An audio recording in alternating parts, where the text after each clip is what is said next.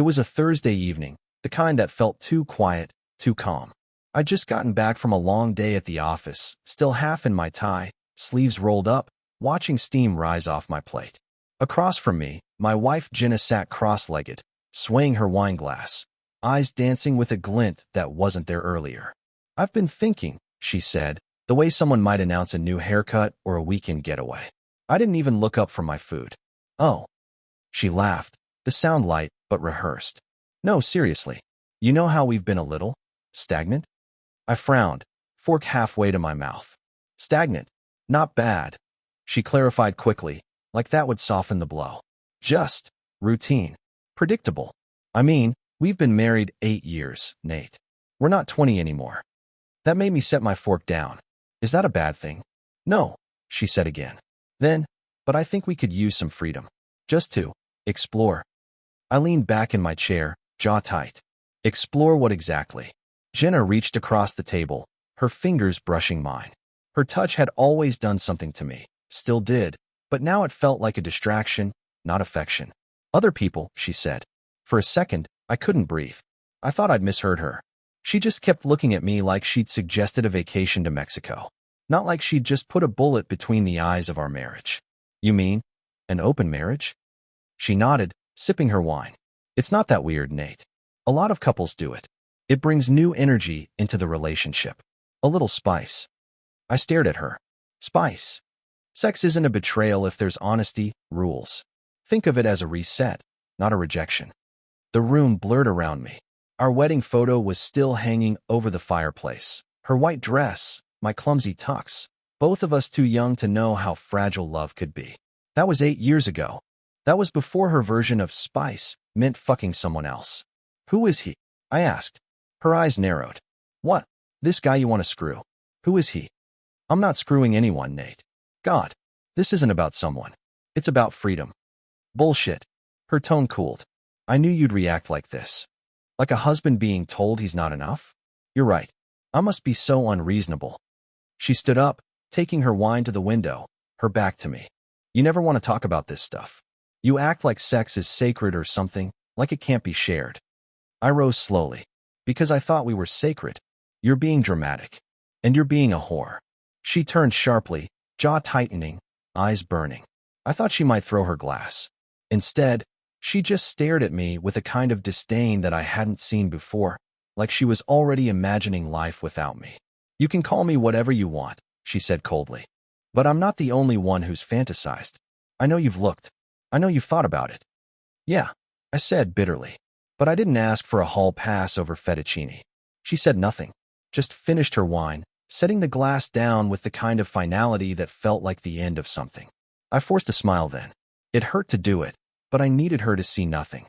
No pain, no betrayal, no rage. "You know what?" I said, voice calm. "Let's do it." Jenna blinked. "Wait, what? You want an open marriage? Fine. Let's make it open. Fuck whoever you want." She studied me, probably trying to read between the lines. "You're serious?" "Dead serious." I walked past her toward the hallway. "But don't expect to control how far I take it." I heard her scoff behind me, maybe thinking I was bluffing, maybe thinking I'd sit home crying while she got her kicks on some stranger's mattress. But in that moment, something in me broke, and something else took its place. I felt it, cold and sharp, slipping under my skin like a blade. She thought she was starting a game. She didn't realize I was already planning how to win. It's 2:17 a.m. The bedroom is dark, but I'm wide awake, staring at the ceiling like it's about to spell out the next 10 years of my life. Jenna's soft breathing hums beside me, steady, like nothing's changed. Like she didn't just hand me a live grenade at dinner and tell me to hold on to it. I turned my head slightly. Even in sleep, she looked smug, peaceful, like the burden of guilt never quite touched her. Meanwhile, I'm unraveling one memory at a time, trying to pinpoint when exactly she stopped being mine. Maybe that's the real bitch of it. Not just the betrayal, but how seamless it felt for her. Like she'd rehearsed it in her head 1,000 times. "Freedom," she said. "Spice. Fucking ridiculous." At first, I thought I was furious. I mean, I was. Every cell in my body had pulsed with a heat I couldn't contain. But now, lying here in the dark, my anger had coagulated into something colder, heavier. Strategy. Not vengeance. Not yet. Just calculation. Focus. I realized I didn't want meaningless hookups. That would have given her the satisfaction. Jenna would look at me like I was just another man trying to soothe his bruised ego with some sloppy side piece. No. If she wanted to play power games, she needed to know I could play better. The question was where to strike. And then it hit me, clear as moonlight through the blinds. Her sister. No, her twin sister. Samantha. The one woman Jenna would never imagine me touching. The one person who'd always been hers. Her mirror, her secret keeper, her built-in best friend. Their relationship was ironclad, welded in childhood and polished by decades of shared memories. But I remembered something else too. The way Samantha used to look at me, years ago, when Jenna wasn't paying attention. Not lustful, not inappropriate, but curious, warm, lingering. There was always something soft behind her eyes when we talked. And now that I thought about it, a few of those hugs might have lasted half a second too long. Hell, maybe I was just imagining it, but that possibility, that seed, it was enough. I whispered her name into the darkness. Samantha, that would do it. That would wreck Jenna. If I slept with a stranger, she'd just toss it in the open marriage pile and keep bouncing on whatever dick she found next. But if I touched Sam, if I got inside her circle, her family, if I made the one woman she trusted most want me, that was war. I sat up slowly, swinging my legs off the bed, careful not to wake her. I needed a plan. This couldn't be rushed. Jenna had sprung this proposal on me like she was changing our weekend plans. I wasn't going to react like some wounded husband with a dating app addiction. I was going to turn this inside out. Because here's the truth. I loved Jenna. Still did, in some twisted, painful way. But that love had cracked, and now I could see what lay underneath. Pride, dignity, and something darker. A thirst for retribution that pulsed with every breath. She thought I'd sulk. That I'd slink into this freedom with my tail between my legs, awkwardly fumbling with girls half my age. That I'd break. No, I wasn't going to break. I was going to make her shatter. I stood in the kitchen a little after 3 a.m., swirling bourbon in a glass. The warmth didn't dull the edge. It just brought the picture into focus. Sam was single. Had been for about a year. Some asshole she'd lived with ran off with a yoga instructor. Jenna had told me all about it in passing, rolling her eyes as if Sam was always the one to get her heart broken. But what Jenna didn't know, or maybe didn't see, was that Sam had grown stronger since. She'd moved to a new place, got a better job, and according to her Instagram, which I scrolled through that night with far more attention than I had any right to, she was rediscovering her own life. She was glowing. In one post, she wore a sundress, smiling at some winery, holding a glass of rose. The caption read, "Rebuilding can be beautiful too." I stared at that post for a long time. This wasn't just about sex. I mean, I wanted her. Let's not lie about that. Sam was gorgeous, the same way Jenna was, same sharp cheekbones, same legs that went on forever, but she carried something else. Something warmer, less sharp, more inviting. But it wasn't just that I wanted her. I wanted Jenna to watch me want her. That was the point. That was the dagger. I imagined Jenna's face, cool, confident, smug, shifting into horror as realization bloomed. That her twin, her closest person on earth, had been touched, tasted, and taken by her own husband. Would Sam go for it? That was the gamble. She had a strong moral compass. She wouldn't cross that line easily. But pain has a way of blurring the rules. If I could get close enough, vulnerable enough, she might open the door just a little. And once she did, I'd make damn sure she never closed it again.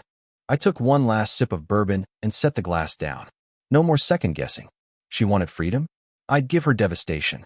The opportunity came 2 weeks later, wrapped in laughter and wine and the casual buzz of family obligation. Jenna's mom had turned 60, and the whole family gathered at her suburban home for what was supposed to be a low-key birthday dinner. We were all there, siblings, cousins, wine flowing, music soft in the background. Jenna stood across the room telling some story about her latest adventure with a smirk that made my stomach twist. Everyone laughed. I wasn't listening to her. I was watching Samantha. She stood in the kitchen doorway, sipping a glass of red, dressed in dark jeans and a deep green top that hugged her curves in a way I hadn't let myself notice before.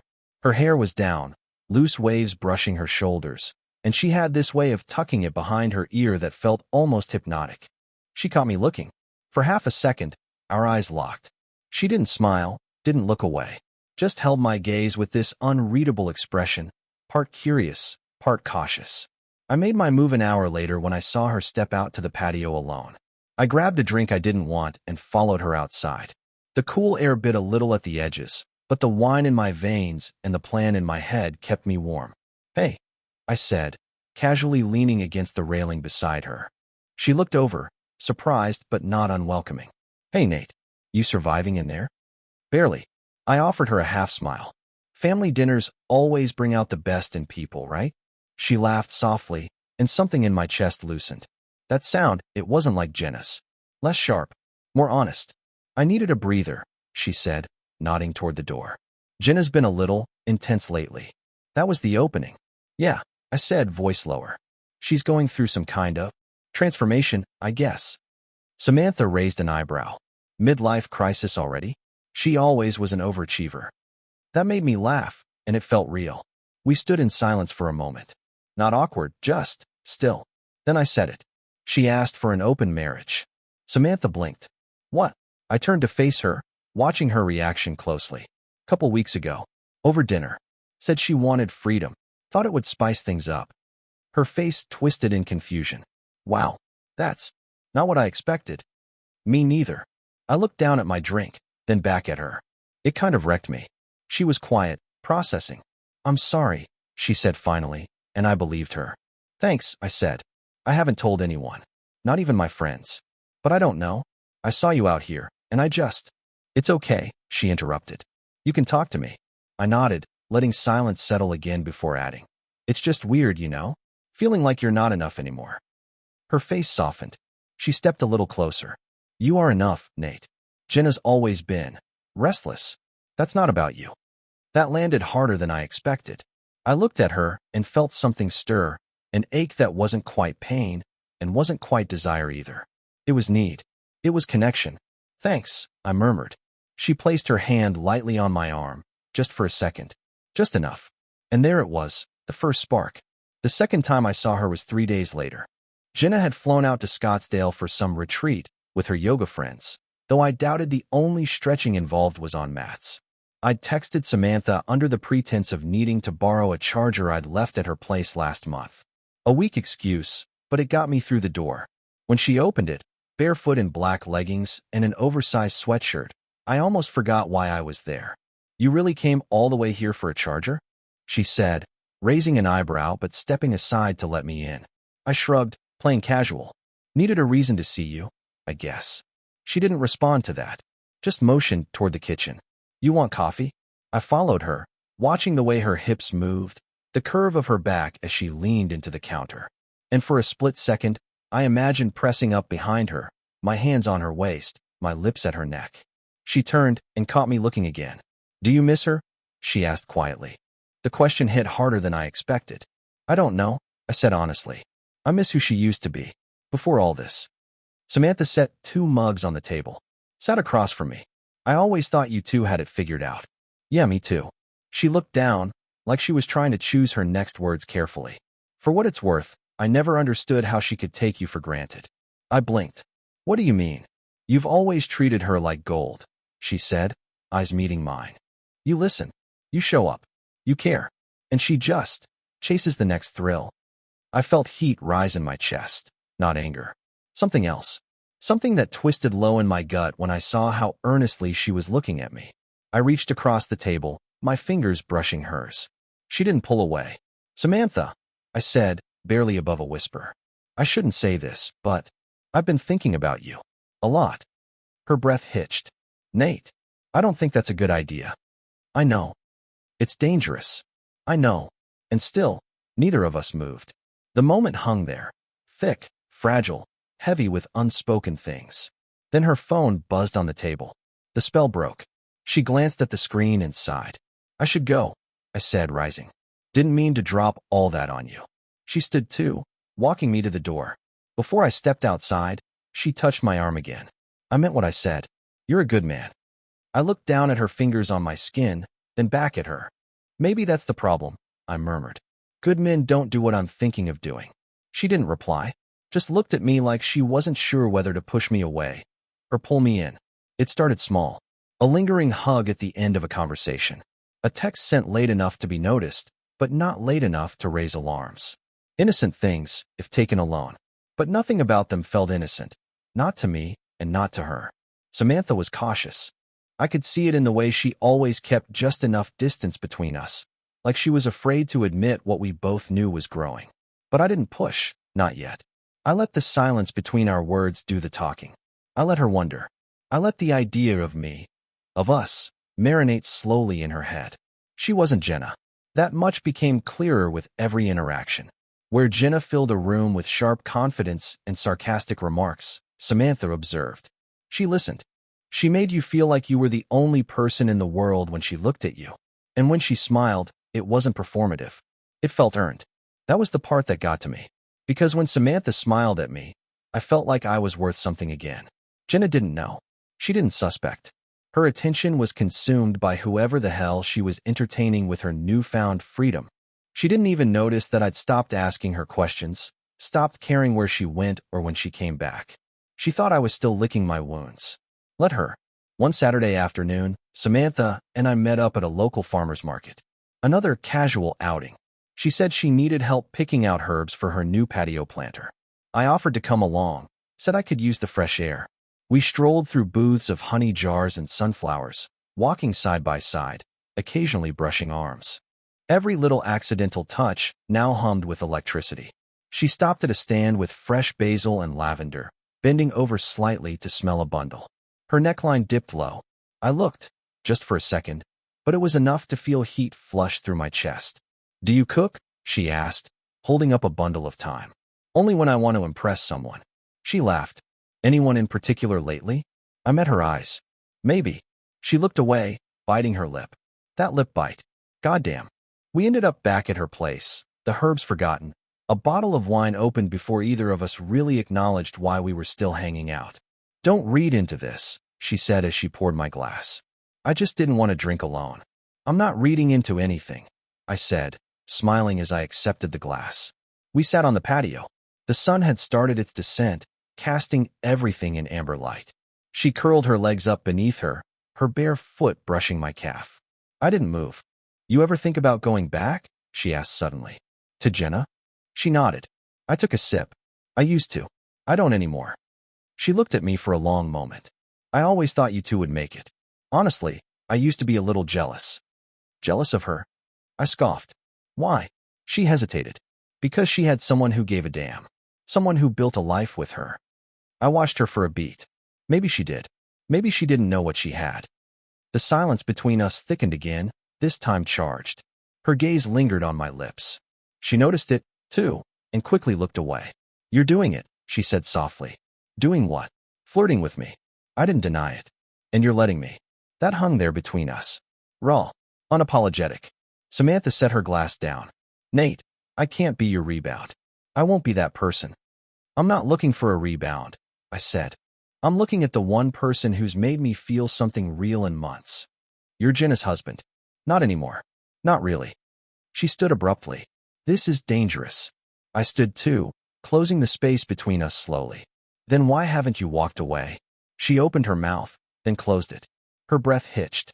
She was close enough now that I could smell the wine on her lips, the faint vanilla of her skin. My hand hovered near her waist, not touching. "Not yet. I think about you," I said quietly. "More than I should." Her eyes fluttered closed for a second. When they opened, they were darker, warmer. "I think about you too," she whispered. My fingers brushed the side of her hip. "But this can't happen," she added, even as she leaned the slightest bit closer. "It hasn't," I said. "Yet." I let my hand fall away. Stepped back. The restraint cost me more than I thought it would. Her breath was shallow, her cheeks flushed. "I should go," I said. She nodded, but didn't stop me.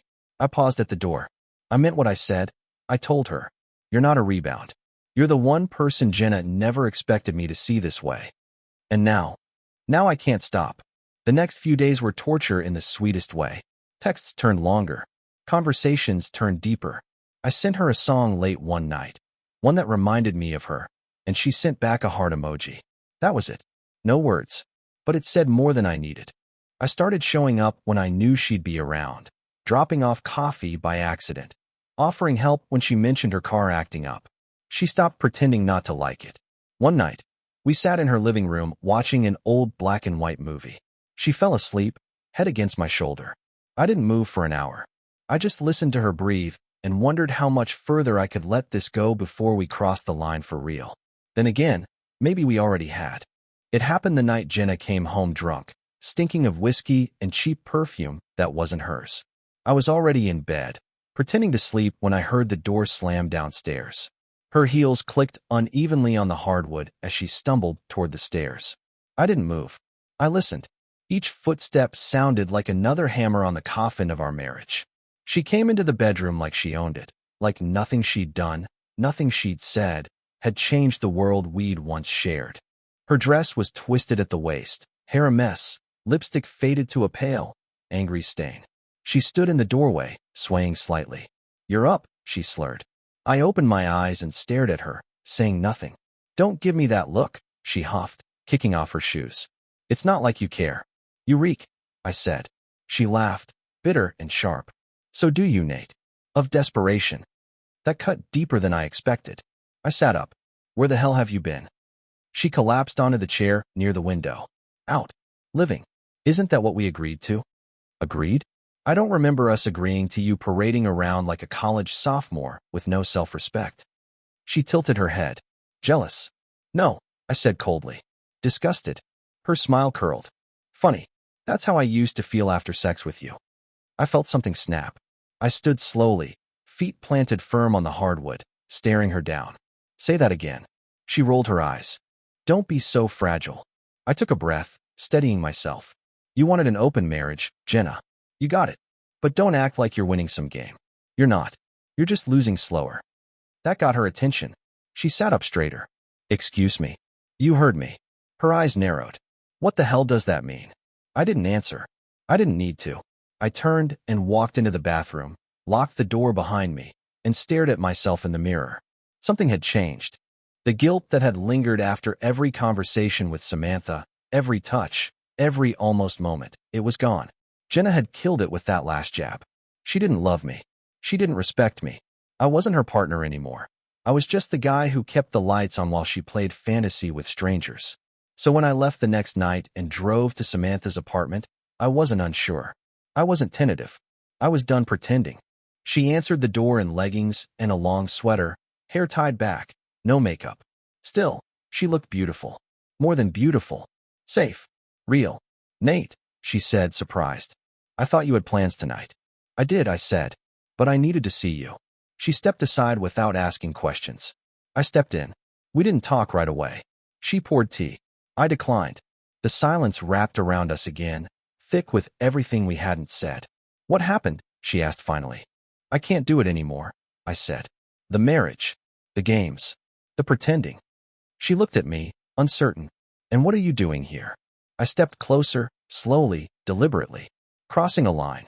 She didn't back away. "Sam," I said, my voice low, "I know this is wrong. I know it's messy, and it's complicated, and it could destroy everything. But I need you to know something." She swallowed. "What?" "I'm not here to hurt you. I'm here because I can't not be." Her lips parted, but no words came out. I reached up, brushing her cheek with my knuckles. "You make me feel like I matter. Like I'm not broken." She blinked fast. "Nate, I'm not asking for forever," I whispered. "I just need this moment. Just one. Tell me to leave, and I'll go. But if you don't."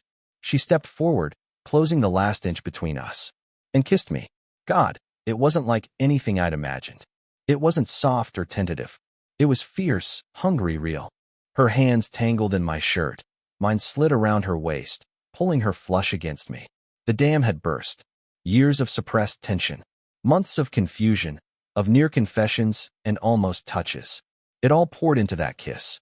We staggered back toward the couch, mouths locked, breathing heavy. When I pushed her gently down onto the cushions, she didn't resist. Her sweater slid up just enough to expose her hips, and I ran my fingers along her waist, skin warm and smooth beneath my palms. She pulled back just long enough to look me in the eyes. "We can't go back after this," she said. "I don't want to." Her lips found mine again. Clothes came off in layers, slow, then fast, then desperate. Her body was soft, warm, familiar and new all at once. I touched her like I'd been imagining for weeks, months, maybe even years. She let out a gasp when I kissed the inside of her thigh, fingers curling in my hair as I tasted her. When we finally came together, it wasn't frantic. It was deep. It was slow. It was everything I hadn't felt with Jenna in years. After, we lay tangled on the couch, her head on my chest, the quiet humming around us. "I shouldn't have let this happen," she whispered. "But you did." She didn't reply, just sighed against my skin. And I knew, as sure as I knew my own name, that neither of us would stop now. Not anymore. I never intended for it to go beyond that night. I told myself it would be one moment of weakness, an exhale after years of holding my breath. I'd been drowning in betrayal, and Samantha had become the air I didn't know I needed. But once you taste something real, something right, it's hard to go back to surviving on scraps. That first night changed everything. We didn't speak much afterward. No promises, no labels. Just long, quiet breaths and an ache that settled deep into our bones. I dressed slowly, kissed her once more at the door, slow, like I was memorizing the shape of her mouth, and told her I'd call. And then I drove home, heart hammering, guilt clashing with something warmer, something close to satisfaction. Not because of revenge, because for the first time in months, I felt alive. Jenna was still awake when I got back. She didn't even look up from her laptop as I stepped inside. Her tone was flat. "Where were you?" I didn't miss a beat. Out. Out. Yeah. Isn't that what this is? Freedom? Or do only you get to use it? That shut her up. She stared at me for a second too long, then returned to whatever bullshit she was pretending to read. I went upstairs without another word. And just like that, our house became a hotel. Two strangers occupying the same space, pretending it wasn't falling apart. Samantha and I didn't fall into some daily affair. We weren't reckless. It started with long drives. We'd meet in quiet neighborhoods where no one knew our names, sometimes in my car, sometimes hers. Just talking, touching, kissing like we'd never get another chance. The tension always coiled tight between us, snapping the second we were alone. Some nights, she'd cry afterward, not out of regret, but confusion. "I hate that I don't hate you for this," she whispered once as we lay in the back seat of my truck, windows fogged, her shirt half-buttoned. "You don't have to hate me," I said softly. "I should," she whispered. But her fingers never stopped tracing circles on my chest. It wasn't just sex. That's what caught me off guard. I expected lust, maybe even affection, but not this. Not the deep conversations at midnight. Not the way she remembered little things I'd forgotten about myself. Not the way she'd look at me after we'd made love, as if I were the only man who had ever made her feel something that mattered. We talked about books, music, childhood. She told me things Jenna never had the patience to hear. I listened in return, genuinely wanted to. And somewhere in the middle of the stolen moments and whispered confessions, it stopped feeling like revenge. It started feeling like home. But secrets have weight. Every kiss carried it. Every moan behind locked doors. Every text deleted before it could be seen. The thrill was always tainted with a thread of dread. We were building something fragile on a foundation made of lies. The guilt wasn't from Jenna anymore. That ship had sailed. It was from what I was asking Samantha to carry, what I was letting her risk. And yet, she never pulled away. We got good at the dance. We'd run into each other at family events. Always at a safe distance, always careful. But the way her eyes would linger across the room, the way our fingers would graze as we passed in the hallway, it was like Morse code in skin and breath. The secrecy made everything hotter, riskier, more dangerous, and completely addictive. Once, during a brunch at Jenna's parents' place, Samantha brushed past me in the kitchen and slipped a note into my hand while everyone else was on the patio. "Stay late. I'll pretend I forgot something in the car." My pulse went wild. I spent the next hour pretending to care about Jenna's dad's retirement plans, while every part of me screamed for that one moment alone with her. When it finally came, we found ourselves in the garage, bodies pressed between the back seat of her car and a wall of old storage bins. It was fast, messy, intense. Hands everywhere, lips crashing, her legs wrapped around my waist, both of us biting back gasps we couldn't afford to release. Her teeth grazed my shoulder, and I felt like I could explode from the tension alone. Afterward, I pressed my forehead to hers, still inside her, both of us breathless. "This is going to destroy everything," she murmured. I know. She kissed me again, and neither of us stopped. We made rules. No texts during family dinners. No sudden gifts. No showing up without warning. But love doesn't play by rules. And make no mistake, whatever this was, whatever it started as, it had become love. I saw it in the way she looked at me when she thought I wasn't watching. I felt it in the way she held me after sex, like she didn't want to let go of the one piece of her life that still felt like hers. I told myself I was in control, but the truth? I was already falling. Jenna remained blissfully unaware, or so I thought.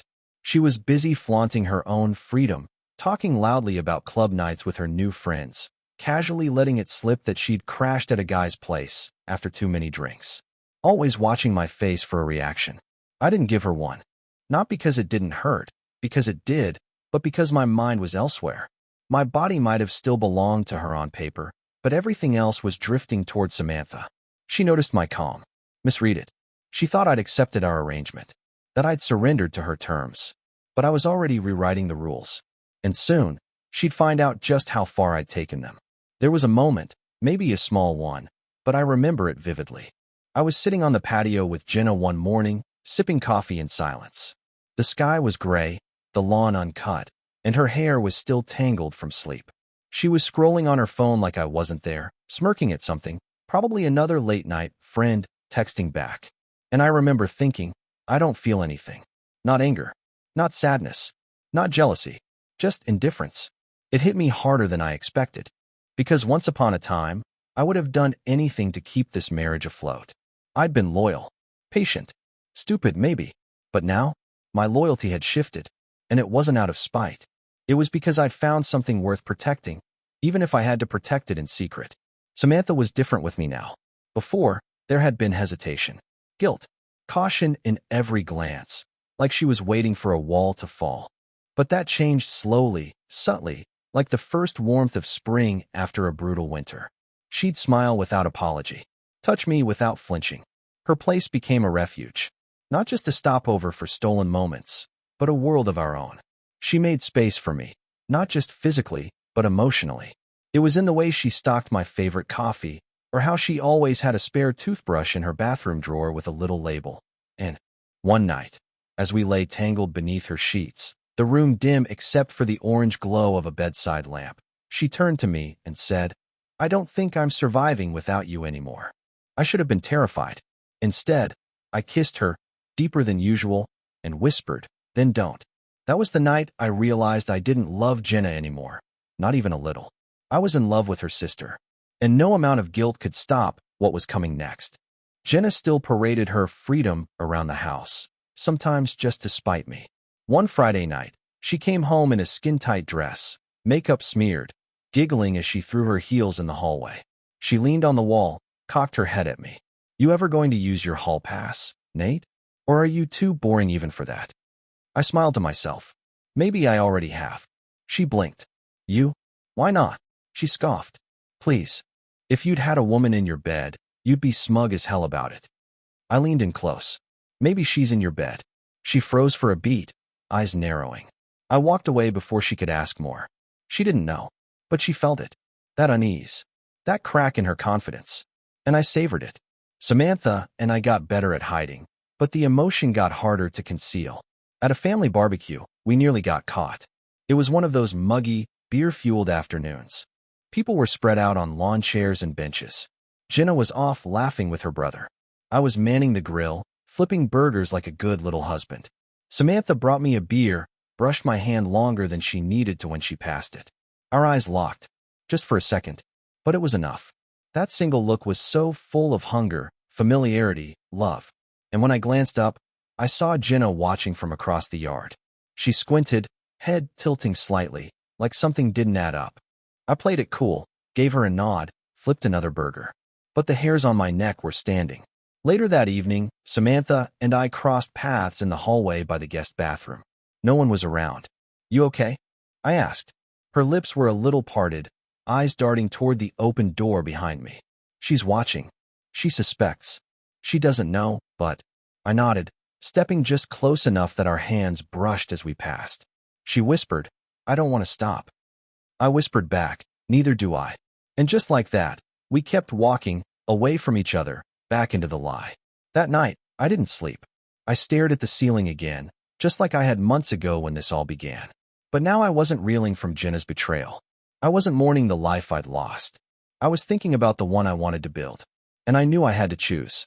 Not just between two women. Between two versions of myself. The man I had been, faithful, quiet, painfully patient. And the man I was becoming, bold, unafraid, free. Samantha didn't just make me feel loved. She made me feel seen. She made me want to become something better, not because she asked, but because she believed I could. That's what loyalty really is. Not obligation, not fear, but choice. And I chose her. Jenna started noticing more. The texts I didn't answer. The nights I came home late. The shift in energy when Samantha was around. She tested me with snide remarks, with accusations hidden as jokes. But I never flinched. Because the truth was, I didn't know her anything anymore. She was the one who opened this door. All I'd done was walk through it better than she ever imagined I would.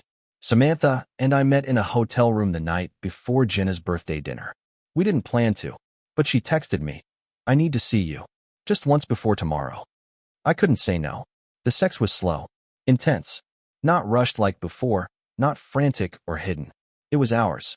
Afterward, we lay on the bed, wrapped in silence, my hand tracing the curve of her spine. "I hate that I can't wake up next to you," she said. I kissed her shoulder.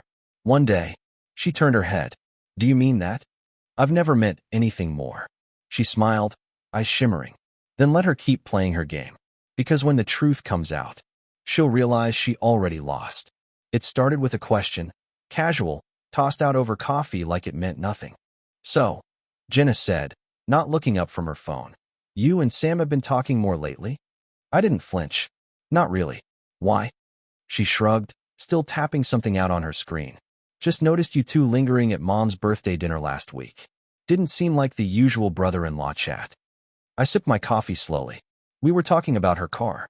She's looking for a mechanic." She finally looked up.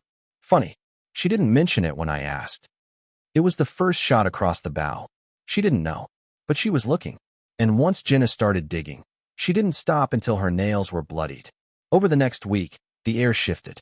It was subtle, but unmistakable. She watched me more. Not lovingly, shrewdly. Like she was cataloging everything. What time I left. When I came back. Whether I showered before bed or in the morning. She made sly comments, too. Always with that signature smirk. "Must be nice to be wanted again, huh?" Or, "Hope your late nights aren't exhausting you too much." Each one was a blade laced with curiosity. Testing pressure points. Meanwhile, Samantha was cracking. She became quieter during our meetups, more guarded. Her eyes would dart to the door every time we were together, even when it was just us. "She's on to us," she whispered one night as we lay together, the sheets twisted around our legs. "She doesn't have proof. She doesn't need proof. Jenna runs on gut feelings. And when she gets one," Sam paused, "she doesn't let go." I brushed her hair back, kissed her temple. Let her dig. Let her chase shadows. But what happens when she finds the light? I didn't answer. Because the truth was, sooner or later, she would. Jenna's suspicion hit a fever pitch the following Sunday. We were hosting her parents for dinner. Samantha was supposed to arrive late. Just a quick drop by to return some family photo albums Jenna had asked for. I was in the kitchen when she walked in. The sight of her, hair tied back, simple jeans, soft gray sweater that hugged her in just the right way, sent a familiar heat through my chest. We didn't touch, didn't smile too long. But the moment she stepped through the door, the temperature in the room changed. Jenna noticed. I saw it in the flick of her eyes, the sudden stillness in her shoulders. She turned to Samantha and smiled too wide. "Glad you could make it. Nate was just saying how helpful you've been lately." There it was, laced with venom. Sam caught it too. She blinked, hesitated, then replied, "I just try to be there when people need me." Jenna's eyes flicked to me, and for the first time in weeks, I felt a shiver of unease. Later that night, after everyone had left and the dishes were drying in the rack, Jenna stood in the doorway of the kitchen, arms crossed. "Be honest with me." I didn't respond. She stepped forward. "Is there someone else?" I met her eyes. "You said we were open." She laughed, short and sharp. "So that's a yes." "You've had your fun," I said. "Are you upset I finally found someone who sees me?" "Oh, don't give me that poor Nate bullshit," she snapped. You've been screwing someone. I can see it in your face. Maybe you should have looked sooner, I said, my voice flat. Is it someone I know? That hung in the air like a loaded gun. I said nothing. Her face twisted. No. Her eyes went wide. Don't tell me it's. I didn't say anything. I interrupted. But you didn't deny it. I shrugged. And that broke her. Her face contorted into something I hadn't seen before, something primal. Hurt, fury, betrayal, all painted across the same woman who'd once laughed with me in the rain and called me her future. She turned and stormed upstairs, slamming the door so hard the picture frames shook. I stood alone in the kitchen, hands braced on the counter, the echo of that door slamming vibrating through my bones. I didn't feel triumphant. I felt close to something collapsing or something beginning. Samantha called me the next morning. Her voice was barely above a whisper. She knows. I know. She looked at me different at dinner, Sam said. Like she'd already decided I was guilty. Are you scared? Pause. No. Just tired of hiding. I exhaled. So am I. She was quiet again. Then she said, we need to decide what this is. I already know. Then say it. I hesitated. I love you, Sam. I could hear her breath catch. Then, I love you too. And just like that, the house of cards we'd built stopped trembling. Because it didn't matter if it fell anymore. We were ready to deal with the wreckage. Jenna didn't speak to me for 2 days. She didn't scream, didn't accuse, just moved through the house like a ghost. Her silence was louder than any fight we'd ever had. And I let her have it. Let her feel what I'd felt for months. Invisible, unwanted, discarded. She thought she'd broken me when she opened the marriage. But all she'd done was give me a reason to leave her. And now, with every passing hour, I could see it behind her eyes, the suspicion hardening into certainty. She wasn't mad because I'd strayed. She was mad because I'd chosen someone else. Someone she never thought she'd have to compete with. Her own sister. I didn't plan for it to happen that way. I always thought the truth would come out in pieces, shadows and suspicions, maybe a slip of the tongue or a forgotten text. I figured Jenna would corner me one night with her arms crossed and fury coiled behind her lips, ready to accuse, but never quite certain enough to draw blood. But it didn't go down like that. It happened in full daylight. And it happened fast. It was a Wednesday. Samantha had texted me something short but sweet around noon. Thinking of you. Always. I was in a meeting when it came through, and I didn't respond right away. By the time I got home, I still hadn't replied. That single moment of delay would change everything. Because Jenna saw it. Or rather, she read it. I walked through the door and knew something was wrong. The lights were off even though it was nearly dusk. Jenna sat on the couch, her legs crossed, phone in hand, eyes unreadable. Hey, I said cautiously. She didn't answer. Then she held up my phone. The screen was lit. The message from Samantha still open. Cute, she said, her voice cool, too calm. You forgot to close your apps. My stomach sank. She stood slowly, walked toward me. Tell me it's not her. I didn't say anything. You could have picked anyone, Nate. Any stranger. But you had to go after my sister? Still, I said nothing. She slapped the phone against my chest. How long? I caught it before it hit the floor. Does it matter?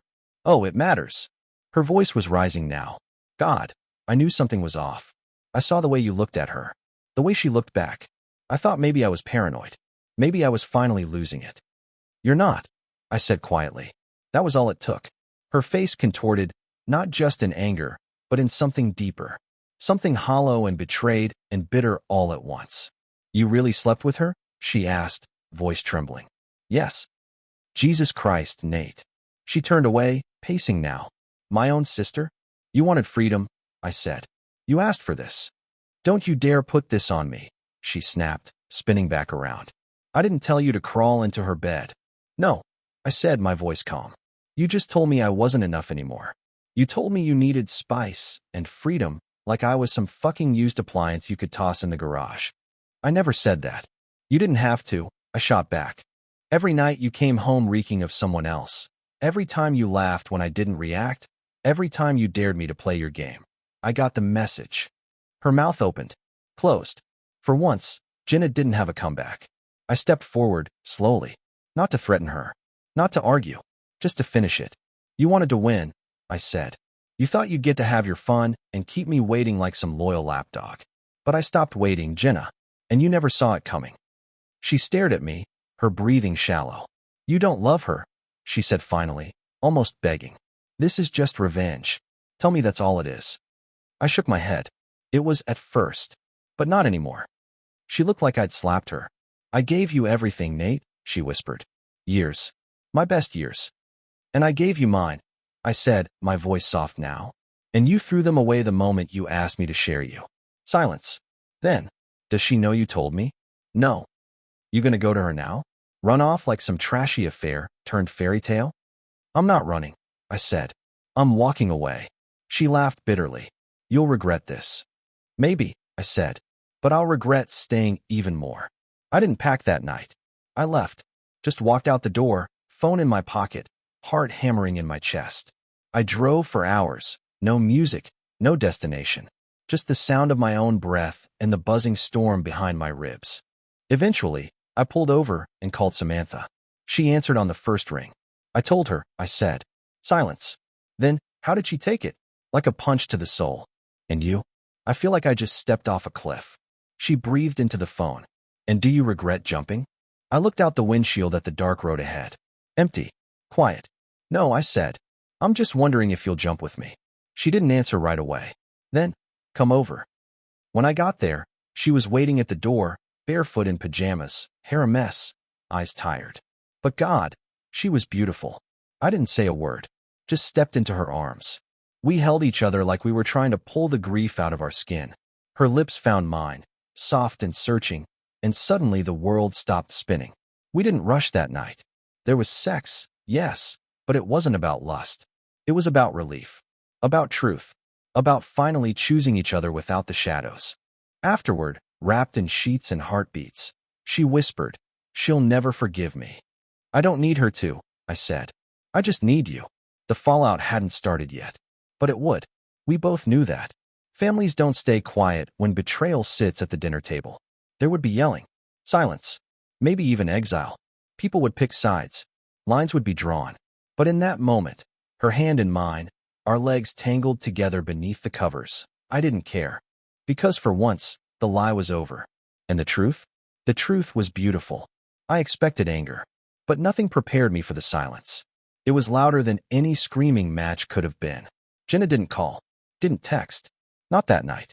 Not the next day. Not for an entire week. Instead, the silence moved through the family like a virus.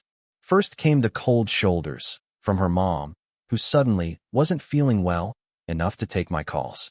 Then her brother, who sent me a single-word reply to my check-in. Why? It didn't take long before the story made its rounds. Only Jenna didn't tell it with the full truth. Of course she didn't. She painted herself as the abandoned wife, the heartbroken woman whose husband had secretly been seducing her innocent twin while she was just trying to find herself. No mention of the open marriage. No mention of the other men. No mention of how she'd started the fire. I just happened to let it burn. But people like a clean narrative. Villain. Victim. And in this story, I was the villain. Samantha was the one who bore the brunt of it. While I could disappear behind a new apartment lease and a change of address, she had nowhere to run. Jenna called her a traitor. A homewrecker. Said she'd been gunning for me all along. Her parents didn't say much at first, but their disappointment showed up in subtle ways. Missed calls, awkward silences, fake smiles. Her father stopped inviting her to Sunday brunch. Her mother sent her a long email that ended with, I'm not sure I know who you are anymore. It broke her. More than once I found her crying in bed, face buried in her pillow, like she was trying to muffle the sound of her grief. I didn't mean to ruin everything, she whispered one night. I didn't want to lie anymore. I held her tighter. You didn't ruin anything. We just stopped pretending. But the words felt empty, even as I said them. Because the truth was, we had broken something. Something old. Something delicate. And no matter how justified we felt, the fallout was still real. Jenna didn't stay quiet forever. She sent me a text 3 weeks later, long after I'd moved out and changed the locks. You win. I hope she was worth it. I stared at it for a long time before replying. You opened the door. I just walked through it. She didn't answer. I didn't expect her to. Somehow, the scandal found its way into places it had no business being. Friends started choosing sides. Mutual couples we'd gone on double dates with years ago now sent passive-aggressive messages or simply stopped responding. I heard whispers from coworkers, subtle remarks about messy divorces and family drama. It wasn't just a breakup anymore. It was gossip. It was a spectacle. It was a goddamn soap opera. But amidst the wreckage, something strange happened. Samantha and I grew closer. Not because everything was perfect, far from it, but because we needed each other in a way that stripped us raw. We cooked dinner together every night. Took long walks at dusk when the air was cool and the world felt quieter. Sometimes we didn't talk at all. Sometimes we did nothing but sit in silence, her head on my shoulder, my fingers tracing patterns along her arm. There was no pretending left. Just survival. Together. And then, slowly healing. We started going to therapy. Not because things were falling apart, but because we didn't want them to. We sat across from a woman named Renee every Wednesday at 6 p.m. She asked hard questions. We answered honestly. She asked me what I wanted from Samantha. Everything, I said. But with honesty this time. She asked Samantha what scared her most. Being hated by the people I love, she whispered. But even more than that, losing him after all of this. And that's when I realized what this all meant. It wasn't just revenge anymore. It wasn't even just love. It was rebirth. A chance to become someone new. Someone real. With her. The first time Samantha brought me to a family event again. A small birthday dinner for her cousin. People stared. Conversations paused when we entered. A few relatives whispered behind hands. But she held my hand the whole time. And when someone finally asked the dreaded question, "So, are you two serious?" She didn't flinch. "Yes," she said, squeezing my fingers. Very. That night, as we undressed in her bedroom, she turned to me, eyes softer than I'd ever seen them. "Do you still think this started as revenge?" I paused, then shook my head. "No.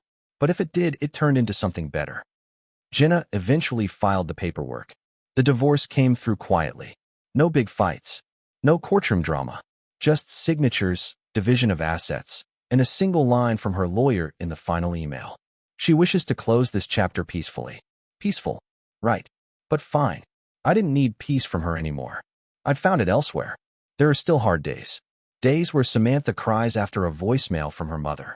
Days where Jenna posts something online that makes my stomach twist. Days where I question whether we could have done it differently. But those days pass. And on the better days, we laugh. We cook. We plan trips. We talk about getting a dog. Maybe even moving across the country. A fresh start. Something that's ours and no one else's. The fallout hurt. It tore holes in people we once loved, split bloodlines, burned bridges. But from those ashes, we built something that didn't need anyone's permission. Something honest. Something real. It was a quiet Sunday morning when I realized the storm had passed. Samantha was curled beside me, still half asleep, her hair tangled against my chest. The sun crept lazily through the blinds, casting golden stripes across the sheets. Outside, I could hear the soft rhythm of leaves brushing against the window and the distant bark of a neighbor's dog. For the first time in months, maybe years, my body wasn't braced for impact. No tension, no weight, no secrets pressing down on my chest. Just peace. Just her. We didn't make a big deal out of moving in together. There was no dramatic announcement, no official date circled on a calendar. One night turned into 3. A drawer became a suitcase, then a half-empty closet, and eventually a shared dresser. It just happened, like most real things do. We found an apartment on the edge of town, not too far from where she used to live, but far enough that it didn't carry the weight of the past.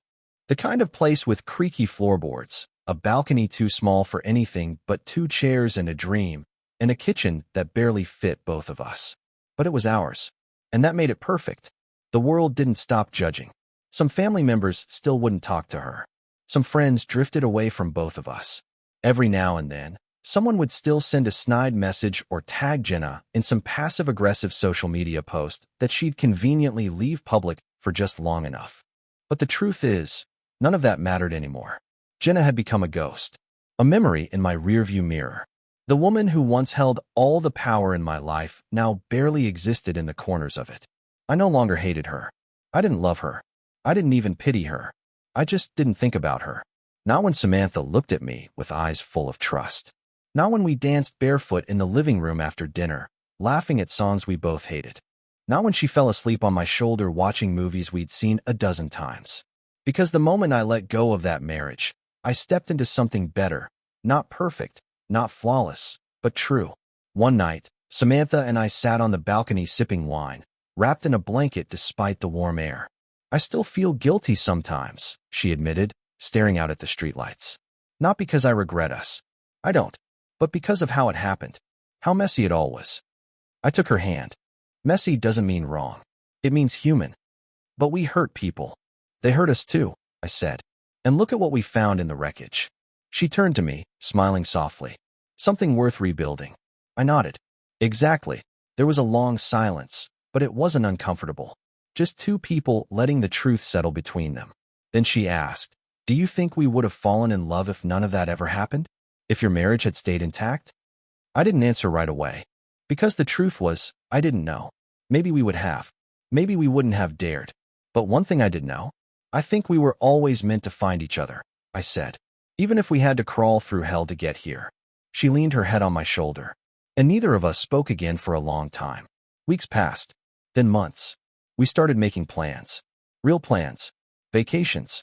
Career changes. Maybe a puppy. Maybe a ring. The idea of marriage didn't scare me anymore. Because now I knew what I wouldn't settle for. I knew what I deserved. And more importantly, I knew what she deserved too. We talked about it in quiet moments. Not with pressure. Just curiosity. I never thought I'd want to marry someone, she said once, curled against me in bed. Not even before. Especially not before. I kissed her shoulder. But now, she smiled. Now I think I'd like to wake up next to you for the rest of my life. It was the simplest thing, but it stayed with me. On our anniversary. Not of when we started dating, but of the night it all changed. I took her to the little Italian place on the corner where we'd first had a real date after the truth came out. We sat at the same table, shared the same wine. She laughed at the same joke I'd told months ago that she pretended was new. And when dessert came, I slid a small box across the table. Her eyes widened. She opened it slowly. Inside, there wasn't a ring. Just a note. One word. Soon. She looked up at me with a sparkle in her eyes. You're serious? Dead serious. Good, she whispered. Because I'm not letting you go. And that was it. That was the moment I knew for certain. This wasn't revenge anymore. It wasn't rebellion. It wasn't a temporary fix to a broken ego. It was love. Real, complicated, beautiful love. The kind that rises from ashes and scars and honesty so raw it sometimes hurts to hold. But we held it anyway. Because we chose it. Over comfort. Over safety. Over history.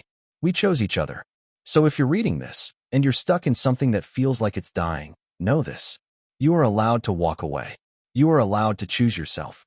And if you're lucky, truly lucky, you might find someone waiting on the other side of that pain, holding out their hand, ready to help you build something new. Something better. Something real. Just like I did.